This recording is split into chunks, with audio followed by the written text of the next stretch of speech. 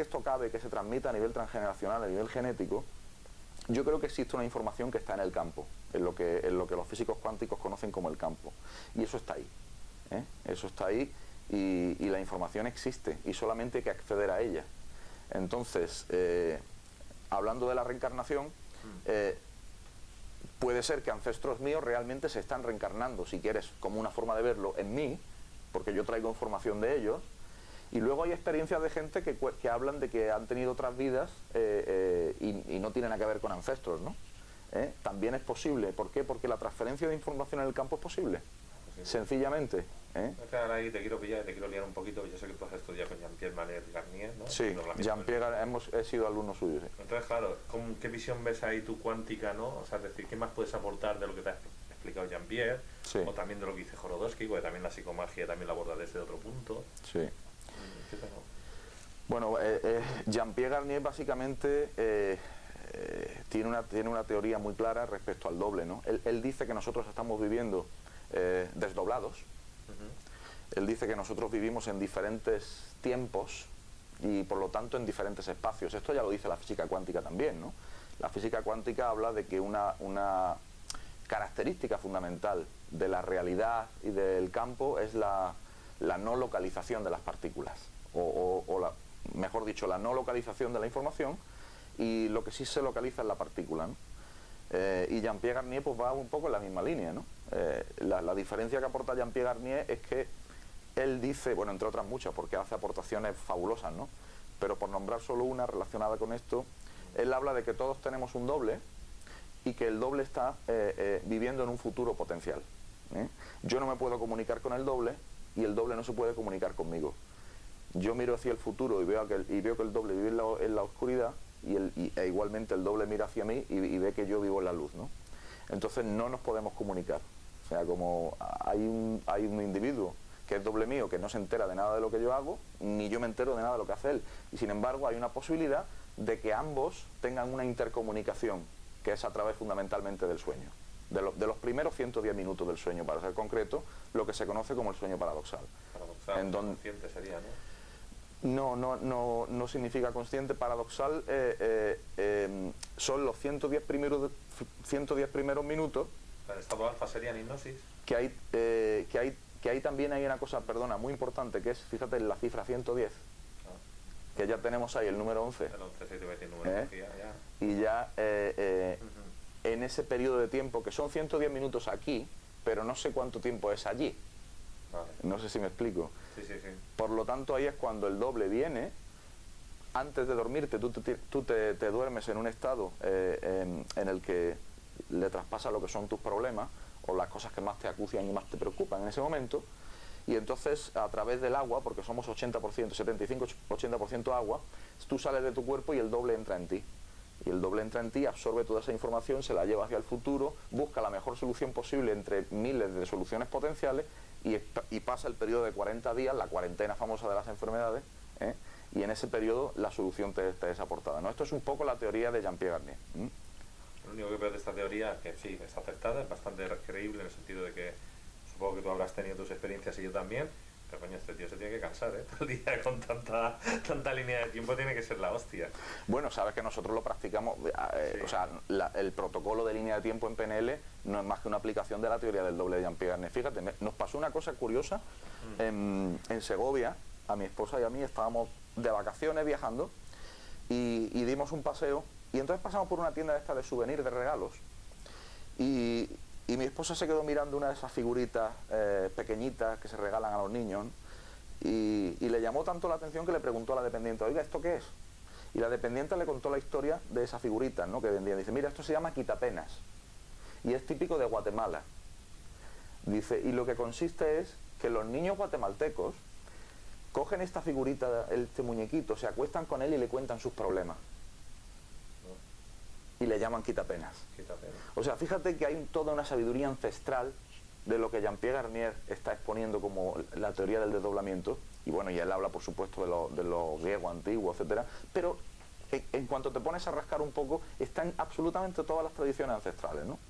No sabemos obviamente cuál es el origen, pero tampoco creo que sea muy relevante. Lo más relevante es la aplicación práctica y bueno, que sirva para que cada uno tenga la vida mejor posible y más feliz posible, ¿no? Un poco. ¿Y Jean-Pierre está actualmente trabajando con otro tipo de historia o dijéramos ha expandido más lo que es el doblamiento? Lo desconozco. Yo lo que sé es que, como sabes, tiene 2 libros publicados. El primero se llama Cambia tu vida por las aperturas temporales y el segundo se llama El doble, donde explica un poco más. El segundo libro es muy interesante porque lo hace en forma de cuento infantil y además lo hace en plan de diálogo como explicándole a un niño cuál es toda la teoría del doble, o sea que por lo cual es mucho más asequible. El primer libro es un poco más complejo y quizás sea un poco más difícil de aprender, ¿no? Aprender con H intercalada, quiero decir, de adquirir ese conocimiento, ¿no?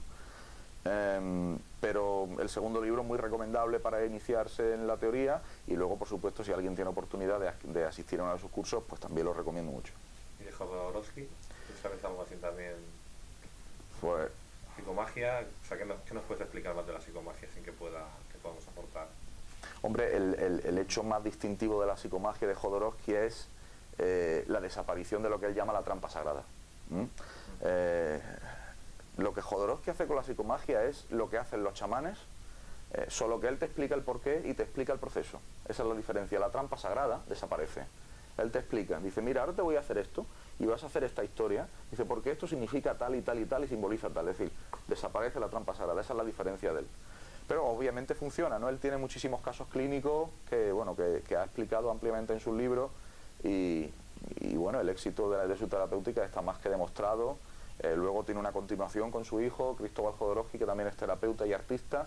Y... Transgresor, porque está escuchando el tipo de terapia que hace, que les hace ponerse desnudos, sí. Les hace ponerse un traje a lo mejor pues de cura y tienes que ir por las Ramblas andando. Claro, porque tenemos que terminar con toda esta... ¿cómo decirte? Obra de teatro. Sí, la primera conclusión que yo saqué cuando hice el primer curso de biodescodificación con Enrique Corberá y todos los profesores allí en La Habana, en Cuba, ¿no? Donde nos conocimos, fue una cosa que era la ética y la moral enferman. Y esta fue mi conclusión. Entonces, si no nos despegamos un poquito de todas esas, un poquito bastante, aquí yo creo que hay que ser radical, sí, hay que ser radical, bajo mi punto de vista. Si no nos despegamos de todas esas normas, de todas esas formas de cómo hay que ser, de cómo hay que hacer y demás, pues finalmente pues la persona va a tener problemas, ¿no? Entonces Jodorowsky esto se lo pasa por el arco del triunfo, ¿no? Él dice, oye, mira, tú tienes un problema con tu padre, dice, pues sal por la calle, vete a la carnicería, compra un filete de carne, lo partes en 2, la mitad se lo echas a un perro, varón, la otra mitad te lo comes y luego lo cagas y luego no sé qué y no sé cuánto. O como tú dices, si tienes problema con el dinero, un día vístete de pobre y vete pidiendo durante todo el día por la calle. Claro, para esto hay que quitarse muchísimos prejuicios de encima y juicios. Entonces, claro, pues esta yo creo que es la auténtica curación, como dice un curso de milagros, es la sanación de la percepción. Aquí ya... También otra cosa de Jodorowsky que sí que me gusta mucho también son los duelos psicomágicos estos que hace, que tienes que irte al campo, leer una carta, ¿no? Y irte al campo, un sitio de estos, sí. ¿No? Quemarla, ¿no? Sí. ¿Conoces bien este...? Sí. Haz un ejemplo de cómo se haría, para que la gente... Sí. Si lo quiere hacer, la pueda hacer. Sí, pues yo por ejemplo puedo contar un caso personal mío. Yo hice un acto de psicomagia para romper un poco, para hacer el duelo, con una historia que no me pertenecía y que yo llevaba a cuestas, ¿no? Que era una historia familiar. Entonces yo escribí una carta y también seleccioné un objeto que simbolizara un poco la historia, ¿no? Y escribí una carta de duelo con este familiar. Una vez que la terminé me fui, bueno, yo vivo en el campo, con lo cual a mí no me resulta difícil, entonces fui a un lugar de la finca en la que vivía, hice un agujero en la tierra, enterré, defequé encima de la carta y la enterré. Y ya está. Sí, pero claro, pero tiene un poder simbólico muy grande, porque todo lo que te sobra, todo lo que no es tuyo, todo lo que es mierda y porquería, tiene que volver a la tierra, tiene que marcharse, ya no te pertenece más. En el fondo, el último de nuestros ancestros, si tuviéramos que iniciar, la madre tierra, la Pachamama, sigue siendo un ancestro nuestro. Igual que el sol, igual que los planetas y todo, en otro nivel. Pero hace falta apertura de miras y darse cuenta de que el universo es mucho más de lo que nos creemos. De que lo familiar o el clan o la sociedad o la comunidad o los países es mucho más. Nosotros nos empeñamos en hacer definiciones y compartimentos estancos, en etiquetar las cosas. Y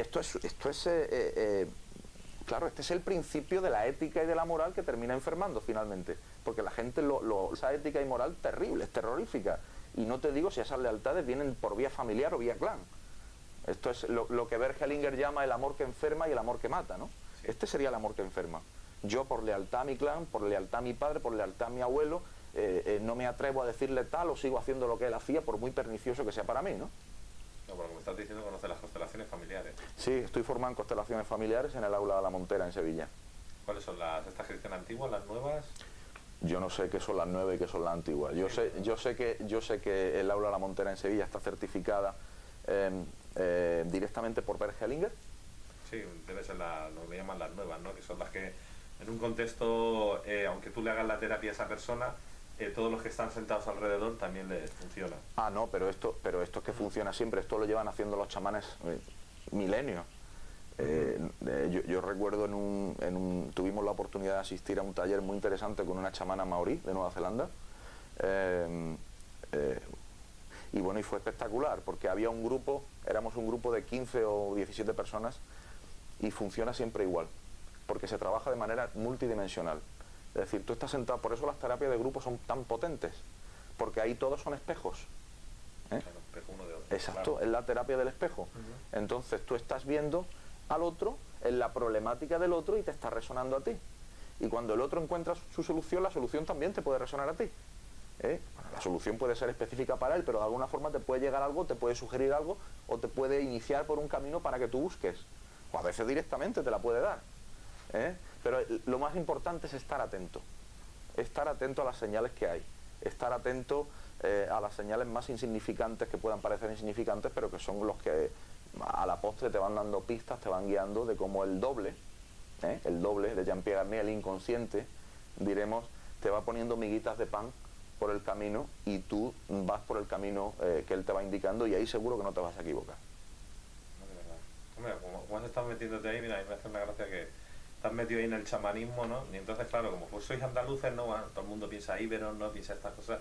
Donde es tu pareja, tu mujer en este caso, Sí. está Tartesos, ¿no? Claro. Sí. ¿Qué sabes tú de esta historia? ¿Sabes algo que nos puedas aportar de Tartesos? No claro, sé. y del chamanismo en sí, en Andalucía, ¿cómo lo lleváis esto? Porque claro, hay una vibración ahora, que sé cómo está en Barcelona, sé cómo está en muchas partes de España, hay como una especie de despertar. Claro, hablamos de chamanismo, todo el mundo habla de chamanismo, pero yo he hablado del chamanismo autóctono, el nuestro, Sí. el que aplicamos nosotros.